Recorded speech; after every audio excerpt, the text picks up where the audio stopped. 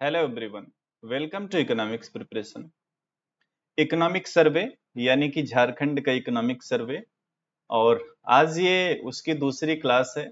Last class में मैंने काफी सारी बातों की चर्चा किया था और फिर मैं आज झारखंड का आर्थिक सर्वेक्षण पढ़ रहा था जो कि इंग्लिश में था। तो पूरे आर्थिक सर्वेक्षण में ऐसी चीजें जो आपके हिसाब से, आपकी परीक्षा के हिसाब से जरूरी लगी, मुझे लगा कि ये चीजें इम्पोर्टेंट हैं जो आपको जाननी चाहिए आपकी परीक्षा के हिसाब से। तो उन सभी टॉपिक को मैं आज यहाँ पे करवाऊंगा, साथ ही साथ कुछ क्वेश्चन भी करा दूंगा और कोई भी टॉपिक कराऊंगा तो उधर भी आपको मैं थोड़ा सा आइडिया दे दूंगा कि किस तरीके के सवाल आपसे पूछे जाएंगे। ओके, तो सारी चीजें ठीक तरीके से चल रही हैं, सेशन को शुरू किया जाए, है ना। लाइव क्लास में आप लोगों की उपस्थिति कम होती है, ये मुद्दा नहीं है।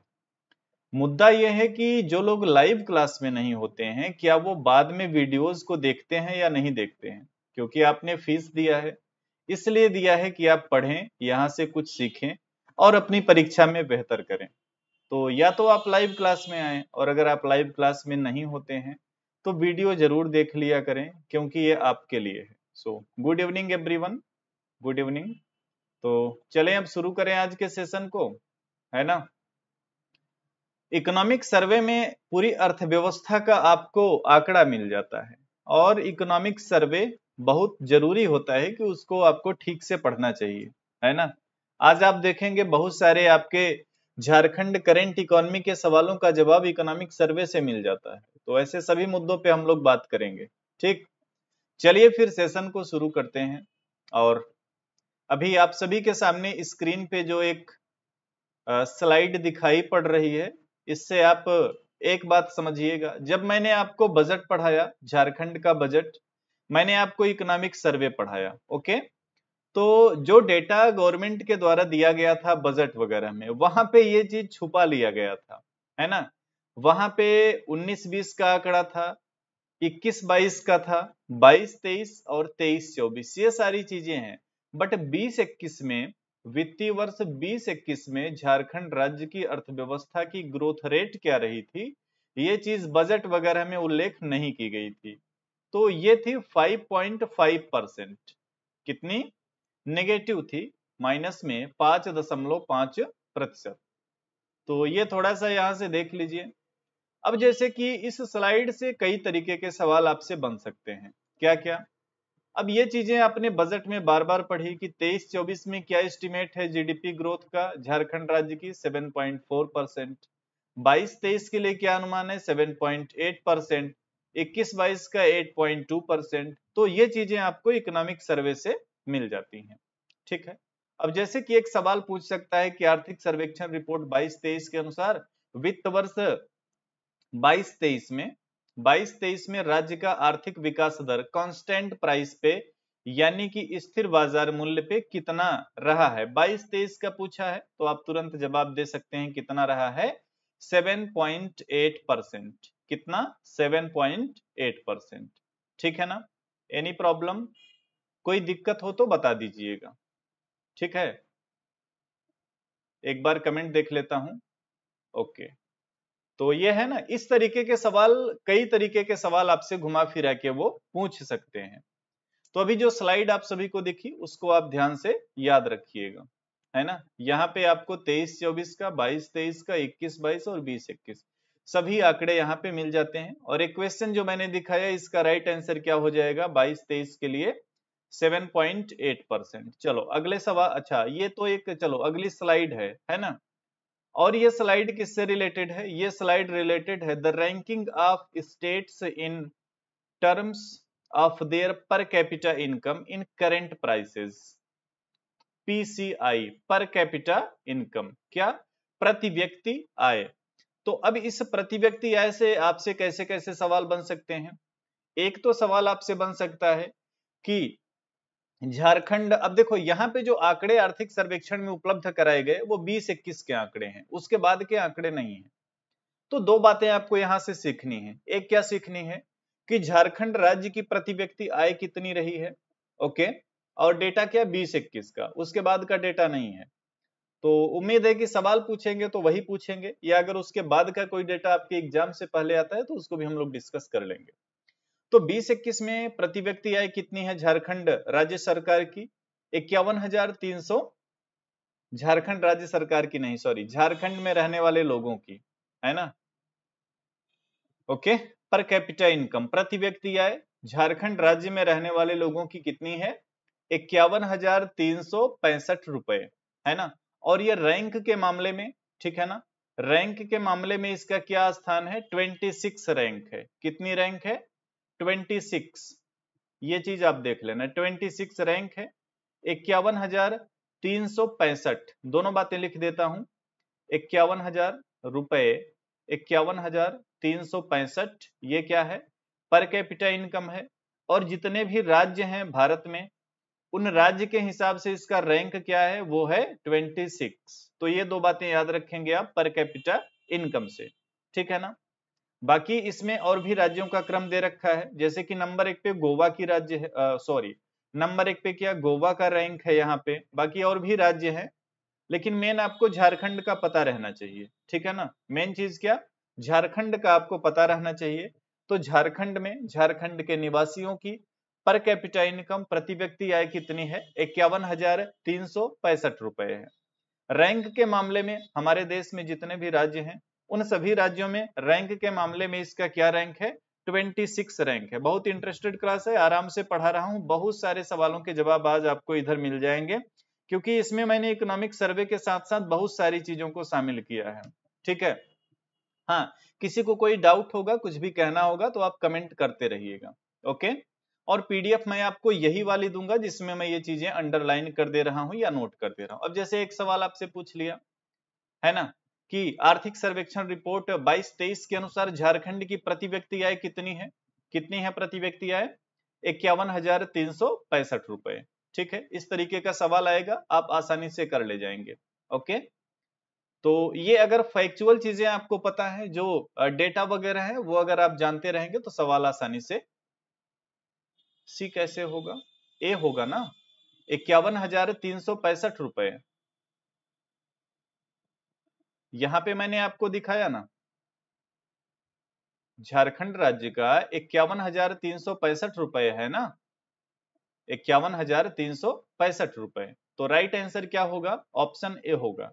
Any doubt? अच्छा, 22-23 का ओके ओके। तो देखो, अभी तो मैं इकोनॉमिक सर्वे पढ़ा रहा हूं, बाकी अगर 22-23 का आ गया है तो ये भी मैं आपको एग्जाम के हिसाब से, ठीक ठीक ठीक। अभी तो देखो इकोनॉमिक सर्वे में जो दिया गया है उसकी हम लोग बात करते हैं, बाकी 22-23 में चलो 58,819 है, बहुत बढ़िया है ना। और वो चीज जब मैं झारखंड की इकोनॉमी पढ़ाऊंगा तो उसमें जितने भी लेटेस्ट डेटा है उनकी भी चर्चा कर लूंगा, ओके। चलो, बहुत बढ़िया। अगला इसमें क्या?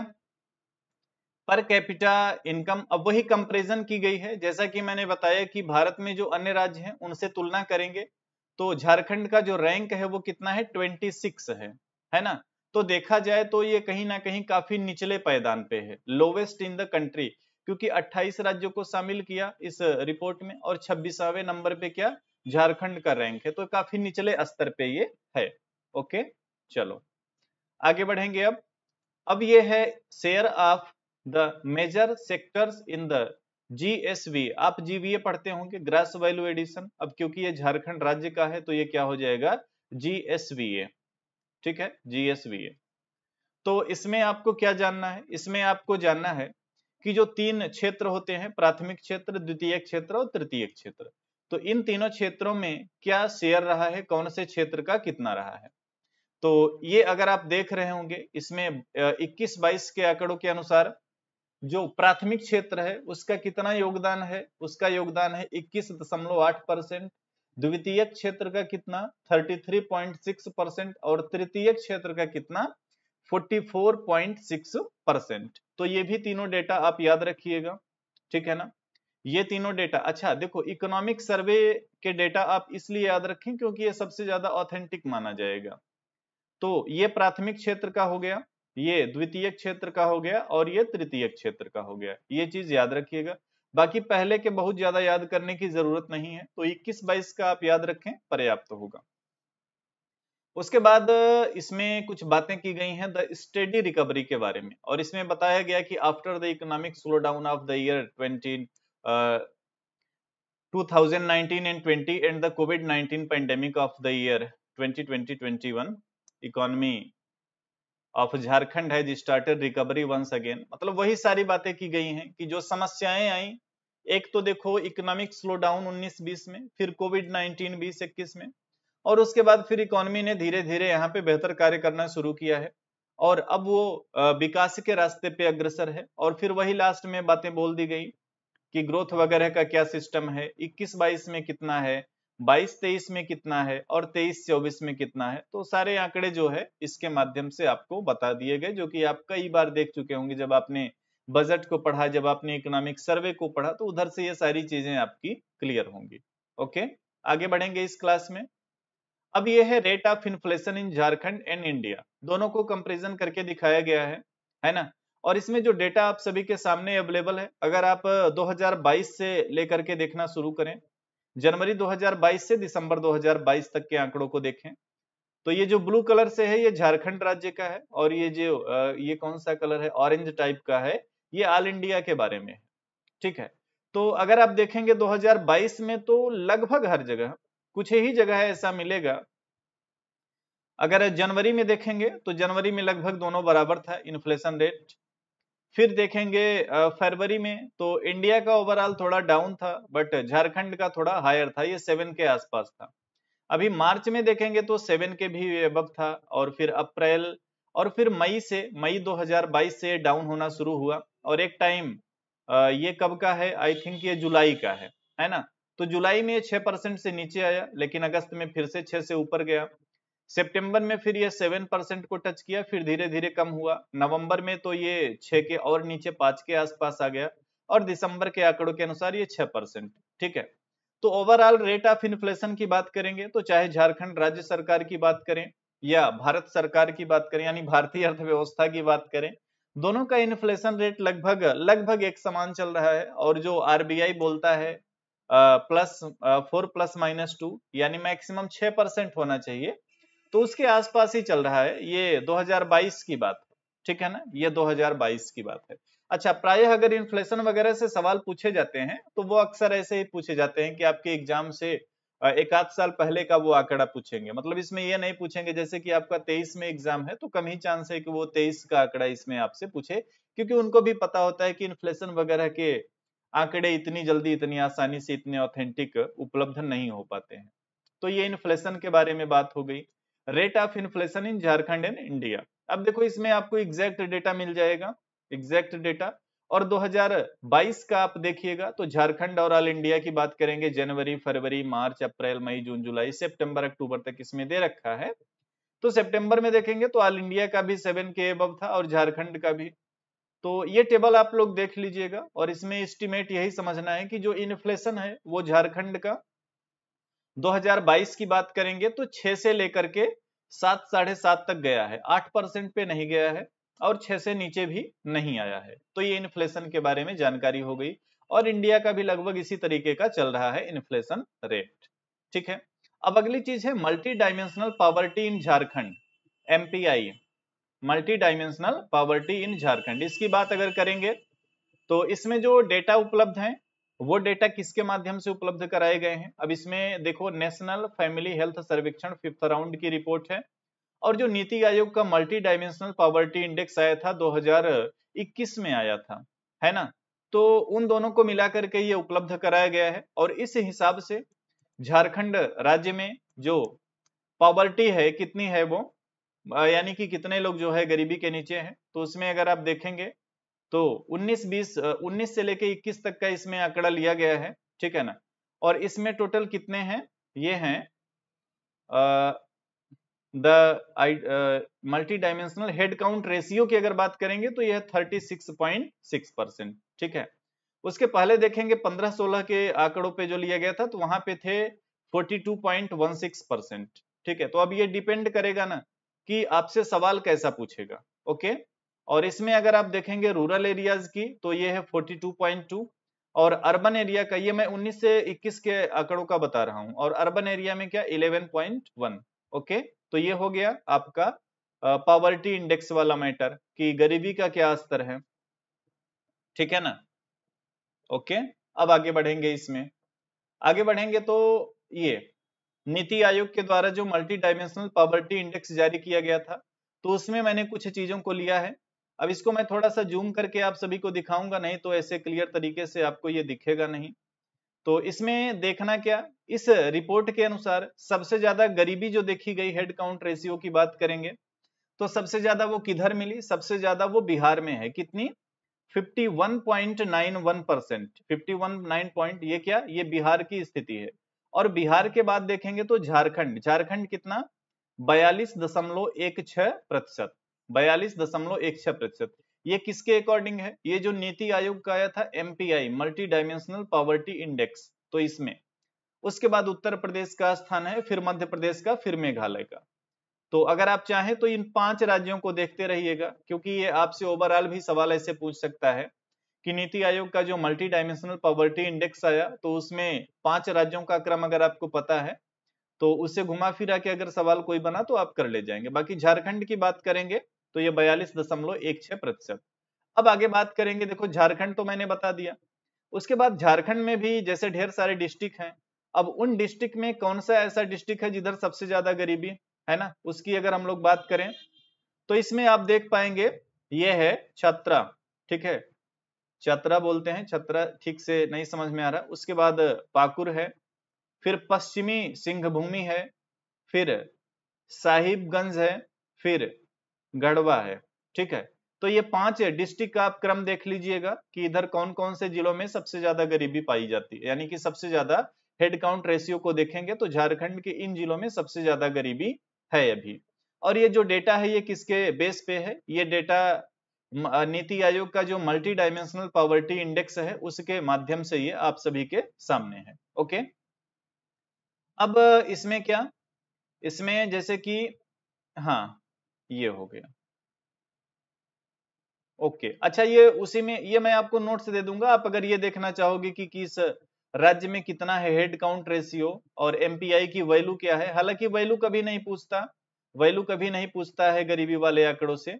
अक्सर आपसे वो रैंकिंग वाला ही पूछ सकते हैं। तो मैंने जो अभी लास्ट स्लाइड में आपको बताया कि शुरू के आप 5 डिस्ट्रिक्ट देख लो कि किस जिले में सबसे ज्यादा है, फिर किधर को है, तो आपका काम हो जाएगा। ओके, बाकी ये नोट्स में आपको ये चीज मिल जाएगी, तो इसमें अगर आप कोई परसेंटेज वगैरह और डिटेल से देखना चाहोगे तो देख लोगे। मेन वही बात है कि एक तो आप ये जानते रहो कि झारखंड राज्य में कितना है पूरा head count ratio according to NITI Aayog का जो मल्टी डायमेंशनल पॉवर्टी इंडेक्स आया, और उसके बाद फिर ये देखो कि अलग अलग डिस्ट्रिक्ट में क्या स्थिति है, ठीक है।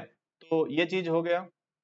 ओके, ये क्या था आपका multi dimensional poverty in Jharkhand MPI score, और उसके बाद फिर क्या, अच्छा ये भी लगभग वही चीज। हाँ, अब एक चीज जैसे कि आर्थिक सर्वेक्षण के अनुसार प्रति व्यक्ति आय के मामले में देश में कौन, हाँ देश में कौन सा स्थान प्राप्त है झारखंड राज्य को? किसको? यहाँ पे झारखंड राज्य की बात की जा रही है। तो आसानी से आप लोग बता सकते हैं 26 रैंक प्राप्त है उपलब्ध आंकड़ों के अनुसार, है ना। पर कैपिटा इनकम के मामले में क्या रैंक है? 26 है, चलेगा ना, कोई दिक्कत आई थिंक नहीं होगी। ओके, फिर आगे बढ़ेंगे और हाँ ये बात करेंगे कि किस क्षेत्र का सबसे अधिक योगदान है, तो ये भी मैंने आपको बताया कि तृतीय क्षेत्र का सबसे अधिक योगदान है। फिर जो नीति आयोग का मल्टी डायमेंशनल पॉवर्टी इंडेक्स आता है, उसके तहत झारखंड राज्य के कितने प्रतिशत की आबादी गरीबी रेखा के नीचे जीवन यापन कर रही, इसका आप सभी को बताना है। और ये नीति आयोग के अकॉर्डिंग बताना है कि नीति आयोग क्या कहता है इस बारे में। तो नीति आयोग का जो मल्टी डायमेंशनल पॉवर्टी इंडेक्स है उसके अकॉर्डिंग इसका राइट आंसर क्या हो जाएगा? अब देखो, नहीं नहीं, बी कैसे, आपको मैंने बताया ना नीति आयोग वाला। देखिए देखो, एक तो आपके आर्थिक सर्वेक्षण में दिखाया गया है ना, ये तो एक आर्थिक सर्वेक्षण में दिखाया गया है, और इधर मैंने आपको नीति आयोग का देखा। तो नीति आयोग के अकॉर्डिंग जो एमपीआई है मल्टी डायमेंशनल पॉवर्टी इंडेक्स है, अगर नीति आयोग को लेकर के पूछता है तो 42.16% आपको आंसर करना है। क्या? 42.16%। सो कंफ्यूज नहीं होना, जैसा सवाल रहेगा वैसा आपको जवाब देना है, ठीक है। तो सो राइट आंसर इसका क्या? 42.16%। ओके, चलो आगे बढ़ते हैं अब, ठीक है ना। तो 42 पॉइंट, देखो अगर सवाल पूछेगा ना, मेन चीज देखो, सवाल अभी नीति आयोग को अगर लेके पूछता है तो आपको यही जवाब देना है, 42.16%। ये नीति आयोग का मल्टी डायमेंशनल पॉवर्टी इंडेक्स है। ओके, और अगर इस बीच कोई लेटेस्ट इंडेक्स आ जाता है तो फिर इसके अकॉर्डिंग एग्जाम से पहले हम लोग उसको भी कर लेंगे, बट अभी इसको यहीं पे आप याद रखें कि अगर नीति आयोग को लेकर के पूछता है तो उस हिसाब से इतना ही इसका राइट आंसर होगा। ठीक है, ओके। ये क्या, the budget deficit position in Jharkhand. अच्छा, बजट डेफिसिट वगैरह तो वैसे मैंने आपको बजट वगैरह में भी पढ़ा रखा है। तो ये रेवेन्यू डेफिसिट हो गया, फिस्कल डेफिसिट और प्राइमरी डेफिसिट, तीनों प्रकार के घाटे हो गए। अब क्या क्या है इसमें वैल्यू वगैरह, ये तो आपको मैंने ऑलरेडी बजट में पढ़ा रखा, तो अगर आपको रिवीजन करना होगा तो एक बार नोट्स से आप देख लेना। नंबर ऑफ बैंक ब्रांचेस, इसकी बात करेंगे अगर, तो झारखंड राज्य में 2022-23 के अनुसार, और इसमें जो डेटा लिया गया वो जून 2022 तक का, तो कितने टोटल बैंक हैं, है ना, तो वो पूरा आपके सामने आंकड़ा है। टोटल हैं बैंकों की कितनी ब्रांचेस हैं, नंबर ऑफ बैंक ब्रांचेस कितनी, 3210। कभी कभार ऐसे सवाल पूछ लेता है, नहीं तो मुश्किल है। एनुअल मिल्क प्रोडक्शन, अगर इसकी बात करेंगे तो 23-24 में ऐसा टारगेट रखा गया है कि झारखंड राज्य में जो दूध का उत्पादन होगा वो कितना होगा, 33.67, 33.67 लाख मिलियन टन। ठीक है, लाख मिलियन टन, LMT। ये क्या है, ये मिल्क का प्रोडक्शन है। और अगर देखेंगे 22-23 के लिए तो क्या अनुमान था कि वो 31.17 था, तो फिर से ये बढ़ने का अनुमान है। ठीक है, और इसके लिए सरकार ने PDF व्हाट्सएप ग्रुप में, चलिए दे दूंगा। अच्छा, ये ऐप से आप लोग का PDF नहीं डाउनलोड होता है क्या, मोबाइल एप्लीकेशन में जो PDF दी जाती है ये आपका डाउनलोड नहीं होता है क्या, बताइएगा। एप्लीकेशन में अगर कोई भी PDF आपको दी जाती है तो ये आपको डाउनलोड करना तो ऑप्शन, नहीं डाउनलोड तो होना चाहिए ना, आई थिंक डाउनलोड होना चाहिए, क्योंकि इधर से तो ऐसी कोई दिक्कत है नहीं। खैर मैं एक बार चेक कर लूंगा, ये डाउनलोड होके आपके फोन की गैलरी में जाता होगा। ओके, चलो बाकी मैं दे दूंगा इसको व्हाट्सएप पे। अगला है पर कैपिटा मिल्क अवेलेबिलिटी, यानी प्रति व्यक्ति के हिसाब से कितने ग्राम प्रतिदिन दुग्ध यानी दूध की उपलब्धता है। तो जो 23 के लिए अनुमान लगाया है, यानी 23-24 के लिए अनुमान लगाया गया वो है 220 ग्राम प्रतिदिन, 220 ग्राम पर डे।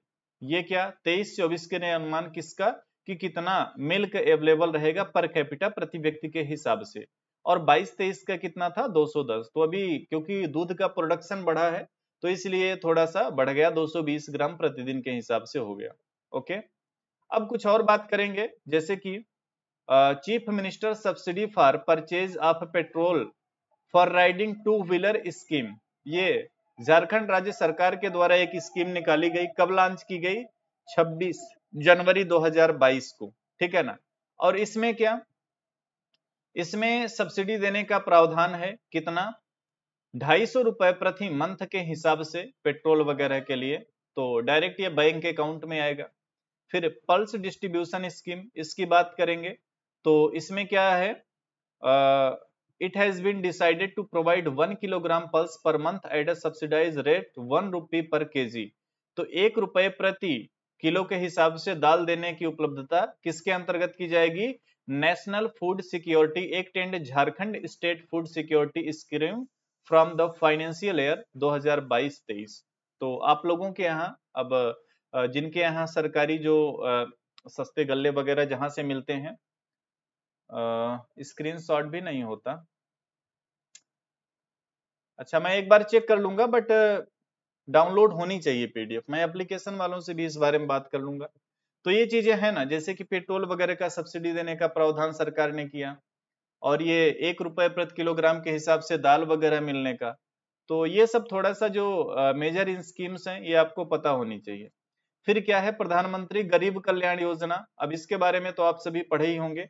अब इसी में देखो Jharkhand state food security scheme, ठीक है ना, तो ये झारखंड राज्य सरकार का है। अब इसमें कुछ बातें आपको देखना है ना, कि at present 5 kilogram of the rice is being given to 14,65,387 lakh beneficiaries under this scheme, यानी 14,65,387 लाभार्थियों को 5 किलोग्राम चावल दिया जा रहा है इस Jharkhand state food security scheme के तहत। उसके बाद फिर नेशनल फूड सिक्योरिटी एक्ट 2013 की बात की गई है और इसके बारे में आपने इंडियन इकोनॉमी में भी पढ़ा होगा। तो इसमें वही बात है कि झारखंड राज्य में इसका अच्छे से हो रहा है पालन। फिर क्या है, एक अन्नपूर्णा योजना। तो इस स्कीम के तहत 10 किलोग्राम चावल प्रति जो लाभार्थी है, यानी कि लाभार्थी के हिसाब से पर महीने फ्री ऑफ कॉस्ट दिया जा रहा है। कितने लोगों को? 49,371 लोगों को। ठीक है ना, तो ये हो गया। ओके, चलो फिर क्या है, डिस्ट्रीब्यूशन ऑफ शुगर। ठीक है, तो इसमें क्या 1 किलोग्राम चीनी प्रति मंथ के हिसाब से दिया जा रहा है झारखंड राज्य में। ओके, और इस पे subsidy at present subsidy of 18.5 rupees per KG is being provided by the central government, यानी केंद्र सरकार भी इसमें सहयोग कर रही है। ओके, अगली चीज इसमें क्या है, अगली चीज है डिस्ट्रीब्यूशन ऑफ साल्ट, यानी आपके राज्य सरकार में, झारखंड राज्य सरकार में नमक का भी यानी कि नमक भी दिया जाता है 1 रुपए प्रति किलोग्राम के हिसाब से। ठीक है, तो ये हो गया। अगली चीज है मुख्यमंत्री दाल भात योजना। अब ये योजनाएं चलो आर्थिक सर्वे में दिया था, हम लोगों ने यहाँ पे थोड़ा बहुत देख लिया। बाकी अभी मैं झारखंड, अब देखो अगली योजना क्या है, Jharkhand state contingent food grains fund. अगला है सोना सोबरन धोती साड़ी डिस्ट्रीब्यूशन स्कीम। तो ये जितनी योजनाएं हैं ना, ये तो सर्वेक्षण में दी गई हैं अपनी उपलब्धियों को दिखाने के लिए। इसके अलावा अभी जब हम लोग झारखंड की अर्थव्यवस्था को एक एक करके पढ़ेंगे, कोई बात नहीं, स्क्रीनशॉट नहीं होता है, मैं आपको ये पीडीएफ उपलब्ध कराऊंगा, परेशान नहीं होना। आप लोगों को पहले बताना चाहिए था कि पीडीएफ नहीं डाउनलोड होती है, तो पीडीएफ मैं व्हाट्सएप ग्रुप में भेज दिया करूंगा, बिल्कुल परेशान नहीं होना है। ठीक है, व्हाट्सएप ग्रुप में पीडीएफ भेज दूंगा। और मुझे नहीं पता था, मेरे अकॉर्डिंग तो ये डाउनलोड होती है, बट एक बार मैं चेक भी कर लूंगा एप्लीकेशन में। और ऐसी बात होगी तो एप्लीकेशन वालों को बोलूंगा भी कि ये क्यों नहीं डाउनलोड होती। उसके अलावा पीडीएफ आपको व्हाट्सएप पे भी मिल जाएगी। ठीक है, तो ये जितनी योजनाएं हैं अभी, जैसे कि झारखंड राज्य सरकार की मेजर मेजर स्कीम्स को हम लोग अलग से करेंगे। अगला चीज है trend in infant and child mortality rates पर 1000 लाइव बर्थ। इसमें जो बेस बनाया गया है वो बनाया गया है नेशनल फैमिली हेल्थ सर्वेक्षण 5th राउंड की रिपोर्ट, और इसमें जो टाइम पीरियड लिया गया है वो लिया गया है 2019 से 21 के दौरान का। ठीक है, तो इसके अकॉर्डिंग अगर देखेंगे तो झारखंड में जो टोटल इन्फेंट मोर्टेलिटी रेट है ना, अच्छा ये तो चाइल्ड डेथ रेट की बात है। तो इसमें झारखंड में क्या है 45.4, और ओवरऑल इंडिया की क्या है इसमें 41.9। तो ये दोनों चीजें आप जानते रहिएगा। उसके बाद फिर देखेंगे यहाँ पे ये क्या है नियोनेटल मोर्टेलिटी रेट, यानी कि जो जन्मजात वाले शिशु होते हैं उनमें क्या मृत्यु दर चल रहा है। तो झारखंड में थोड़ा सा ज्यादा है अगर इंडिया के कंपैरिजन में आप देखेंगे। फिर इन्फेंट मोर्टेलिटी रेट है, यानी कि शिशु मृत्यु दर है, इसकी बात करेंगे तो झारखंड में 37.9 है और इंडिया में 35.2 है। तो ये चीजें हो गई। अब देखो मुख्यमंत्री श्रमिक योजना, ये क्या है, शहरी रोजगार मंजूरी फॉर कामगार। तो ये भी एक योजना है, और इसके अंतर्गत क्या 100 दिन का गारंटीड रोजगार उपलब्ध कराया जाता है इस योजना के अंतर्गत। अगला है social security benefit to the workers of the organise sector. तो ये भी एक योजना है। खैर इन योजनाओं को एक एक करके हम लोग देखेंगे। हाँ, इस योजना को जान लीजिएगा अच्छे से, सावित्रीबाई फुले किशोरी समृद्धि योजना लॉन्च इन झारखंड। कब लॉन्च की गई? अक्टूबर 2022 में। ठीक है ना, अक्टूबर। और ये किसका भाग है? आपकी योजना, आपकी सरकार, आपके द्वार, इसके माध्यम से ये जारी की गई। और इसमें क्या, इसमें girl student enrolled in class 8th and 9th shall receive a financial assistant कितना 2500 रुपए। ठीक है ना, दोज इनरोल इन। अच्छा, तो ये जो 8वीं और 9वीं में नामांकन जिनका हुआ उनको 2500 रुपए, और 10वीं और 12वीं वालों को कितना 5000 रुपए। ठीक है, और उसके बाद क्या, girl of the age 18-19 year shall receive a lump sum about 20,000। तो लगभग 20,000 रुपए मिलेंगे जब वो 18 से 19 साल की हो जाएंगी। तो एक ये योजना हो जाएगी। ठीक है ना, क्या हो गया अंजलि जी, क्या दिक्कत है? नहीं मतलब दिक्कत क्या है, इतनी भी क्या बात हो गई कि आप कमेंट कर रहे हैं कि आपके चरणों को प्रणाम? ऐसी कोई बात नहीं है, ये एफर्ट आप लोगों के लिए है। और मैंने जब कोर्स लॉन्च किया था तो मैंने ये बोला था कि मैं वो चीजें पढ़ाऊंगा जो आपको और जगह नहीं मिली होंगी। तो मेरा बराबर ये प्रयास रहेगा, क्योंकि ट्रेडिशनल चीजें आपने भी पढ़ी हैं, ठीक है? तो ऐसी क्या बात है कि आपको ये कमेंट करना पड़ा? चलिए, बाकी मैंने बोला ना, आप लोगों को मैं पीडीएफ वगैरह दे दूंगा, कोई दिक्कत नहीं होगी, पूरा मेरा सपोर्ट है। आप लोग अच्छे से पढ़िए और सिलेक्शन लीजिए। तो ये योजना आप अच्छे से देख लेना, ठीक है?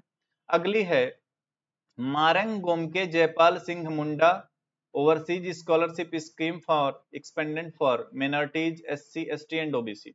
अब इस स्कीम को देख लेना किन के लिए ये, इसमें क्या, जैसे जो मैंने लास्ट सर्वे की क्लास लिया था उसमें मैंने बताया था, इसके बारे में थोड़ा सा बताया था कि हायर एजुकेशन के लिए किन किन लोगों को कैसे कैसे दी जाएगी। फिर अगला क्या, सक्षम झारखंड कौशल विकास योजना, ठीक है ना?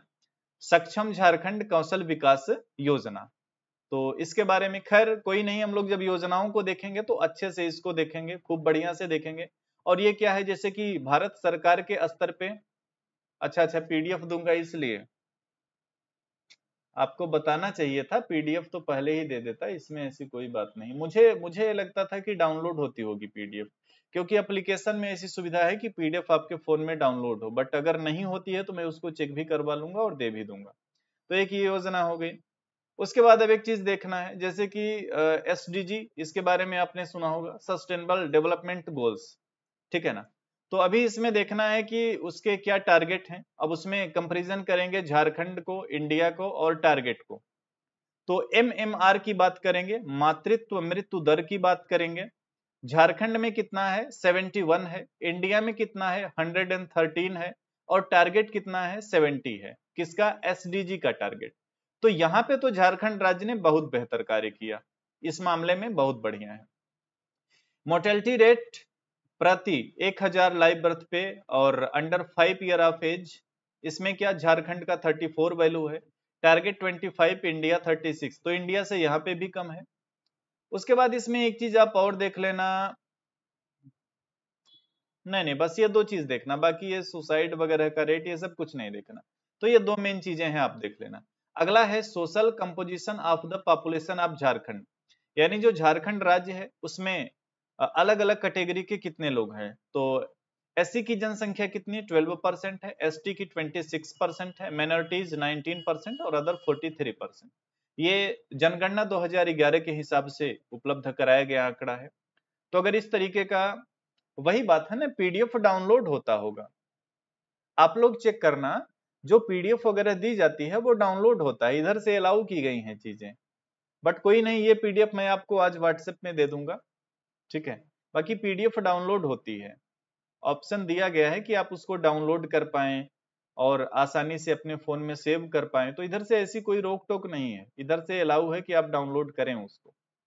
तो ये आपने देख लिया कि अलग अलग कैटेगरी कितनी। अब इसमें देखो एक चीज, the composition of scheduled tribes of Jharkhand. अब इसमें जो जनजातियां होती हैं सबसे ज्यादा क्या? संथाल। अब हालांकि ये इकोनॉमिक्स के पेपर में नहीं पूछेगा, इकोनॉमिक्स के पेपर में नहीं पूछेगा, बट आपका जो जनरल पेपर होना है उसमें ऐसे सवाल पूछ सकता है। वैसे हो सकता है आपको ये पहले से भी पता रहा हो, खैर कोई नहीं, आप इसको देख लेना। ओके, हाँ।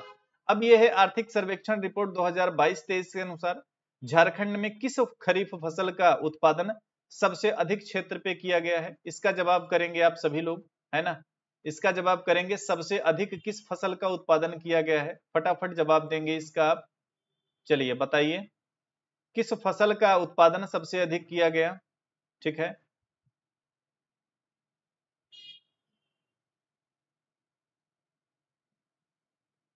कमेंट करें आप लोग।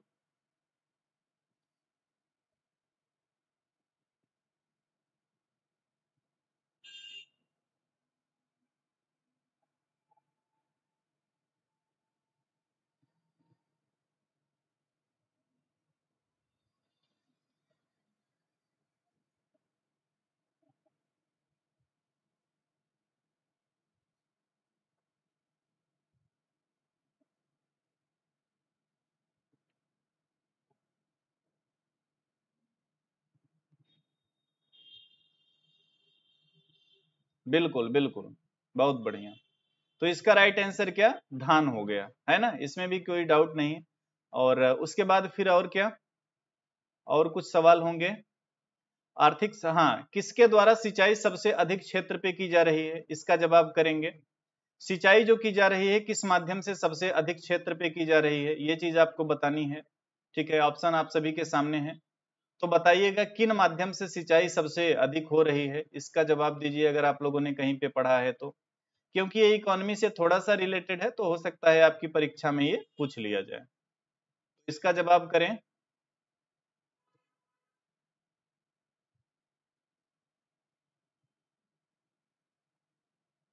9 का सी कुओं के माध्यम से, है ना, इसी का आप लोगों ने, हाँ बिल्कुल ये भी सही है। ठीक है, और कोई सवाल देख लेते हैं लिया गया है कि नहीं। अगला सवाल है, झारखंड में प्रति व्यक्ति दूध उपलब्धता कितनी है, अब ये तो आप लोग बता ही लेंगे, है ना, इसकी तो हम लोगों ने चर्चा किया। हालांकि इसमें ऑप्शन बहुत सही नहीं है ना, क्योंकि ये 220 ग्राम पर डे होना चाहिए, तो यहाँ पे 220 बना लीजिए तो ये राइट आंसर हो जाता है। फिर क्या, वर्तमान में झारखंड का कुल दुग्ध उत्पादन क्षमता कितना है, इसके बारे में बताइएगा, कुल कितना दुग्ध उत्पादन क्षमता है, अभी मैंने आपको पढ़ाई थी ये बात। ठीक है ना, कितना दुग्ध उत्पादन क्षमता है इसके बारे में बताइए। ये देखिए इधर मैंने पढ़ाया था, है ना, 33.67, 33.67। तो ये ऑप्शन डी इसका राइट आंसर, ठीक है ना। और लास्ट क्वेश्चन क्या, आर्थिक सर्वेक्षण रिपोर्ट 22-23 के अनुसार झारखंड को ओडीएफ कब घोषित किया गया, ओडीएफ कब घोषित किया झारखंड को, इसके बारे में बताना है आप सभी को। ठीक है, तो ये भी बता दीजिए तो काम ओके हो जाए आज का।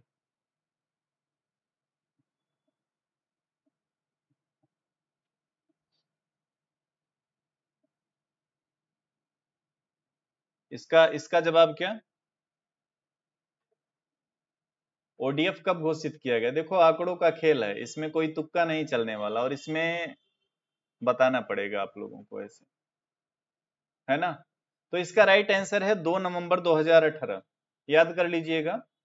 इसका राइट आंसर क्या है, इसका राइट आंसर है 2 नवंबर 2018। तो ये इकोनॉमिक सर्वे के बारे में अब आज की क्लास आपकी कंप्लीट होती है। इकोनॉमिक सर्वे में मैंने आपको जितनी बातें बताई हैं, अब ऐसा मैं नहीं कह रहा हूं कि यही सारी बातें आएंगी, लेकिन मेरा ऐसा मानना है व्यक्तिगत कि अगर आपने इतनी चीजों को ढंग से पढ़ लिया तो लगभग आप सवाल कर ले जाएंगे। बाकी पढ़ाई का कोई अंत नहीं है, लगातार मैं आपको पढ़ाता रहूंगा। करंट का तो मैंने जो बोला ना, इंडियन इकोनॉमी और करंट इकोनॉमी, इसके आप खिलाड़ी बन जाएंगे अगले 2 महीनों के अंदर। और आपका एग्जाम कब होना है, जुलाई शुरुआत में है या लास्ट में, कब है बताइएगा थोड़ा सा, आपका एग्जाम कब होना है।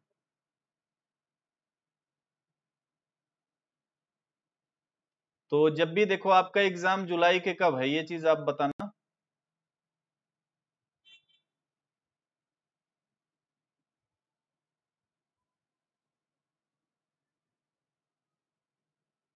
जुलाई के सेकेंड वीक में, है ना। अच्छा ये क्या आ गया स्क्रीन पे, ओके ओके, जुलाई के सेकेंड वीक में आपका एग्जाम है ना, second week, second week.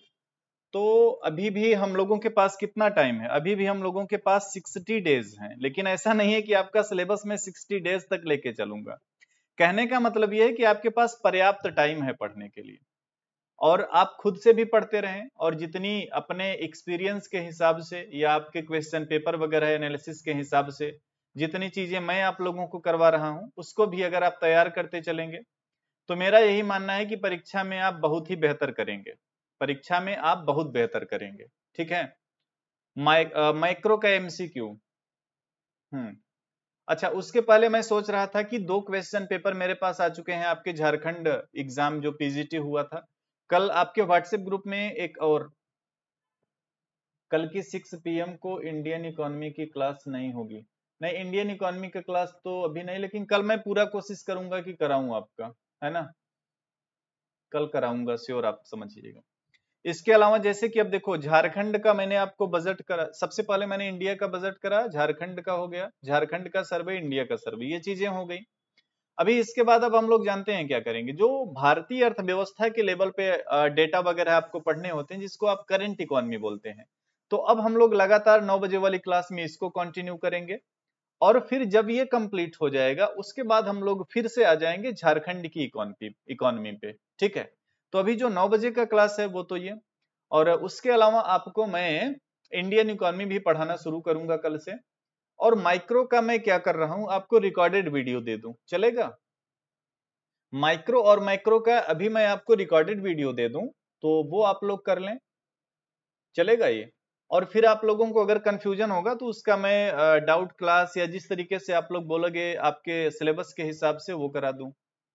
Previous paper, second paper का हिंदी में मिलेगा? हिंदी में नहीं मिलेगा, बट मैं जब कराऊंगा वो क्वेश्चन क्वेश्चन मैं कराऊंगा तो आप लोग क्या करेंगे, मैं वहां पे हिंदी में बता दूंगा, तो करा दूंगा वो क्वेश्चन में धीरे धीरे करके।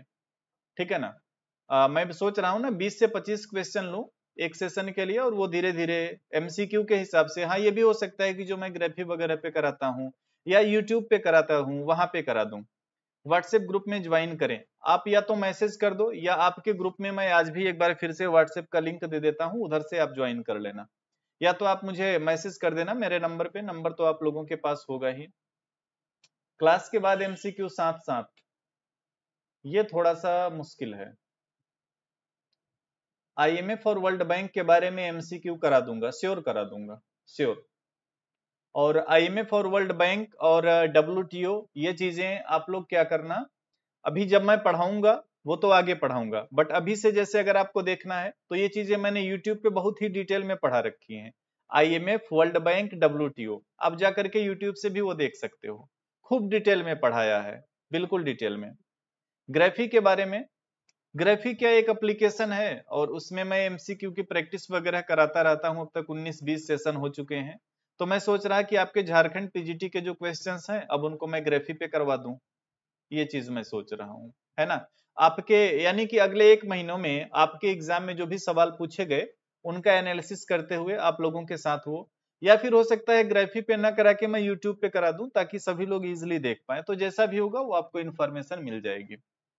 आप टॉपिक बता देते, एक्स्ट्रा क्या पढ़ना है, किस किस बारे में एक्स्ट्रा क्या पढ़ना है, ये मैं समझा नहीं, फिर से कमेंट करना आप, किस बारे में आपका पूछना है ना, बताइएगा।